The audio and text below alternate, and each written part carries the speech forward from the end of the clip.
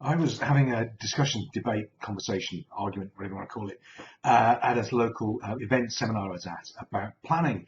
How much of a detailed business plan do you need, budgets and forecasts and that sort of thing?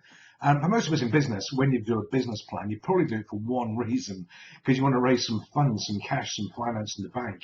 And you do a detailed business plan, very elegant, over 5 years with growth and return on capital, return on investment, all very, very good. The bank goes, yep, that's great. Here's the loan. Away you go. What happens to that plan? Where does it go? On the shelf, you'd probably never even read it again, or maybe you do, maybe you don't. But that's how most business plans are done. My argument is that business planning can actually be a limitation as well if you're not very careful. If you're planning a wedding or an event or a party, pretty straightforward to plan the things you need. There's a date, it's fixed. When do you get the cars, the flowers, the catering? Not easy, but it's a bit more straightforward, if you like, a bit more tangible. If you're doing a project plan for a specific project within an organization, more likely then, more tangible, more structured. You need to know key dates, key processes, people you need help and support from, and you can manage and measure as you go along. Those sort of plans, absolutely great, fundamental, critical to any business. However, let's say you want to double your business in the next 2 years. Now, if you put a plan together for that, two things can go wrong with it, in my experience. One, from the point at which you start, you don't actually know exactly what it's going to take to double the business. And a lot of people confuse strategy and tactics with planning.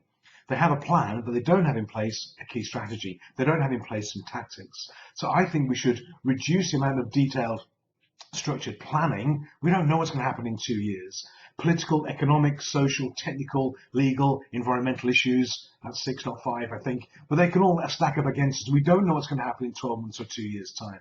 All these things impact our plan.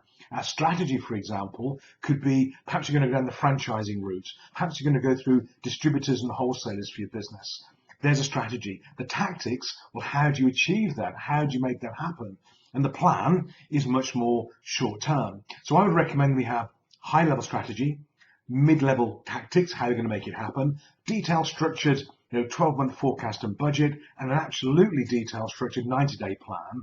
But we always tend to underestimate what we can do in the long term and overestimate what we can do in the short term. So plan for the short term, absolutely, but to try and plan in a detailed way for the long term, I think it's a limitation, because if we stick to the plan at all costs, we may miss other opportunities. So my thoughts on planning is, yes, we need a plan. Of course, we need a plan, but short-term, detailed plan, long-term strategy and tactics, and then build the plans around it. But be prepared to change and go off track, because I can't predict what's going to happen in 2 years' time in any business, and very few people can in most sectors. So have short-term plans that are structured, but long-term strategy and long-term, mid-term tactics.